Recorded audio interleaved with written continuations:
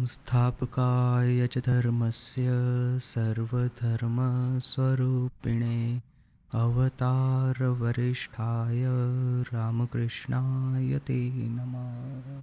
कल हमारा जो डिस्कशन थोड़ा सा फॉर्मलाइज करने का प्रयास किया है। देखिए कि ये स्टेजेस ऑफ रियलाइजेशन, ये जो मनुष्य की आध्यात्मिक यात्रा है उसमें अस्मिता का क्या रोल है। एक्चुअली ईगो कहे या तो फिर हम जिसको स्मॉल आई कहते हैं, कभी कभी there is a big I and there is a small I. मेरा जो छोटा अहम है वो मेरे देह तक ही सीमित है, मेरा जो बड़ा अहम है पूरे विश्व को अपने में व्यापृत करता है। तो इस तरह से कभी कभी हम कहते हैं, इसको हम ईगो कहते हैं आज की मॉडर्न साइकोलॉजी में, या तो फिर योग शास्त्र में इसको कहते हैं अस्मिता। तो अस्मिता कहाँ से प्रारंभ होती है और उसका अंत कहाँ पे आता है। तो इस चार्ट में at a sight, at a glance जिसको कहते हैं, एट ए ग्लांस आप समझ सकते हैं द जर्नी ऑफ अस्मिता। तो देखिए कि जो चार्ट का, इसको माइंड मैप भी कहते हैं। हमने डिस्कस किया था एक बार कि कभी कभी आप किसी कॉन्सेप्ट के बारे में पढ़ते तो है, किंतु वो कॉन्सेप्ट याद रखना या तो फिर इसको प्रॉपर एनालाइज करना संभव नहीं होता है। तो उसका एक सॉल्यूशन है कि उसके ऊपर में आप एक माइंड मैप बनाइए। तो माइंड मैप क्या है, ये उसका एक उदाहरण है। तो अर्थात माइंड मैप का सीधा उसका सिंपल अर्थ यही होगा कि आइडिया को ग्राफिकल फॉर्म में रिप्रेजेंट करना। तो कल अपना क्लास ख़त्म हुआ, उसके बाद में मैं ऑफिस में गया, तो वहाँ पे मेरे पास में 2 घंटे थे। तो 10 बजे से लेकर के 1 बजे तक 3 घंटा मैंने ऑलमोस्ट इस चार्ट को दिए हैं। तो जितना मैं सोचता गया उतना ही मेरा भी एक क्लैरिटी डेवलप होता गया, और मुझे लगा कि इस तरह से माइंड मैप के द्वारा इस कॉन्सेप्ट को रिप्रेजेंट करते हैं तो समझने में ज़्यादा आसानी होगी सबके लिए।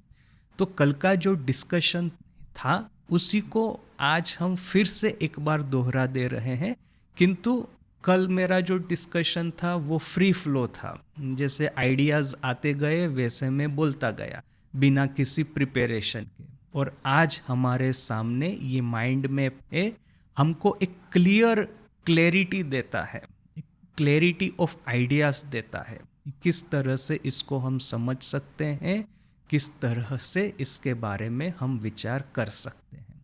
तो देखिए कि ये जो जिसको कि हम ऐहिक जगत कहते हैं, मटेरियल वर्ल्ड कहते हैं, उसमें अपनी अस्मिता जो होती है, या तो अपनी अस्मिता बड़ी स्ट्रॉन्ग होती है इस अर्थ में कि मेरा जो बैकग्राउंड है काफ़ी लग्जरियस है, या तो फिर काफ़ी कंफर्टेबल है, या तो फिर काफ़ी सिक्योर है।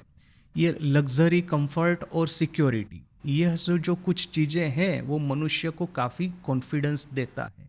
ये कॉन्फिडेंस किंतु कभी कभी सुपीरियोरिटी कॉम्प्लेक्स में कन्वर्ट हो जाता है, इस अर्थ में कि इस तरह से सिक्योर एनवायरनमेंट में बड़ा हुआ लड़का आखिर में जाकर के अपने को दूसरों से श्रेष्ठ समझने लगता है, दूसरों से ज़्यादा, कहेंगे कि ज़्यादा उसके पास में पावर है, प्रेस्टीज है, ऐसा समझने लगता है। और दूसरों का अपमान करना, दूसरों का शोषण करना, जो कि लेस फॉर्चुनेट है, उन लोगों का शोषण करना या अपमान करना, तुच्छता के साथ में उनके साथ में बात करना, ये उसके लिए कोई बहुत बड़ी बात नहीं होती। तो इस तरह के सुपीरियोरिटी कॉम्प्लेक्स वाले बहुत आदमियों को हमने मिला, हम देखे ही होंगे इस जगत में, हम मिले ही होंगे, मैं भी मिला हूँ, मैंने भी देखे हैं कि उनके भीतर में इतना घमंड है कि दूसरों के साथ में एकदम तुच्छता से बात करते हैं। तो ये हो गया कि अस्मिता जब बहुत ज़्यादा स्ट्रॉन्ग हो जाती है, ये अस्मिता स्ट्रॉन्ग होना कोई टेक्निकल वर्ड नहीं है, मैं वैसे अपने से ही इसको यूज़ कर रहा हूँ। तो वटेवर, जब अस्मिता में विकार प्रकट होता है तो 2 तरह के विकार प्रकट होते हैं, उसमें एक है सुपीरियोरिटी कॉम्प्लेक्स और दूसरा है इन्फीरियोरिटी कॉम्प्लेक्स। क्योंकि हीन बैकग्राउंड में, हीन घर में एक तरह के अनफॉर्चुनेट वातावरण में हम बड़े हुए हैं, घर की जो अवस्था है इतनी अच्छी नहीं है, बड़े होकर के हम बार बार देख रहे हैं कि जगत में हमारे साथ में अन्याय ही होता आ रहा है। एक चीज, दूसरा कि इस अन्याय का सामना करने में अपना कोई सामर्थ्य नहीं है। ये जगत जैसे कि हमको एक चक्की में पीसता जा रहा है। तो ऐसा होने से हमारे में एक तरह का इन्फेरियोरिटी कॉम्प्लेक्स प्रकट होगा। अभी होता क्या है, ज़्यादातर लोगों के जीवन में ये इन्फेरियोरिटी कॉम्प्लेक्स और सुपेरियोरिटी कॉम्प्लेक्स, ये दोनों का एक साइकिल की तरह चलता है। क्योंकि जिन लोगों के जीवन में ये एक हीनता होती है, वो जब भी अपने से और ज़्यादा हीन या तो और ज़्यादा अनफॉर्चुनेट व्यक्ति को मिलेंगे, तो उनके मन में एक घमंड प्रकट हो जाएगा। ये घमंड उनको क्या कहेगा कि देखिए, मेरा जो स्टेटस है उससे ज़्यादा बड़े स्टेटस वाले जैसे मेरा अपमान करते हैं, जैसे वे लोग मेरा अपमान करना अपना अधिकार समझते हैं, वैसे ही मेरे से जो निम्न कक्षा के जो लोग हैं उनका अपमान करना मेरा अधिकार है। तो ऐसा समझ करके ये लोग अपने से जो छोटे होते हैं, लेस फॉर्चुनेट होते हैं, उनका सिमिलरली अपमान करना शुरू करेंगे या तो फिर उनका शोषण करना शुरू करेंगे। इसको फूड चेन कहते हैं आजकल की लैंग्वेज में। तो एक बड़ी मछली है, छोटी मछली को खाएगी, किंतु ये बड़ी मछली से और बड़ी मछली आ गई तो वो उसको खा जाएगी, फिर वो जो उससे भी बड़ी मछली आई तो वो उसको खा जाएगी। यानी कि एक पूरा फूड चेन है कि मेरे ऊपर में जुल्म सितम अत्याचार होता है, शोषण होता है उनके द्वारा जो कि मेरे से ज़्यादा पावरफुल है। तो ये जगत की रीति यदि है तो फिर मैं अपने से जो छोटे लोग हैं उनका इन टर्न में अत्याचार उनके ऊपर में करूँगा। इसका क्लासिकल एग्जाम्पल हमने कई बार ये पॉपुलर कल्चर में देखा है कि एक व्यक्ति है, एक आदमी है, वो जब जॉब करता है या कहाँ पे भी अपना जो कार्यस्थल है वहाँ पे जाता है तो उसका बार बार अपमान होता है उसके बॉस के द्वारा या जिसके अंडर में वो कार्य कर रहा है उसके द्वारा। तो फिर वो आदमी क्या करता है, घर में आकर के शराब पी के तो घर आएगा और फिर अपने बीवी बच्चों की मारपीट करेगा। क्यों?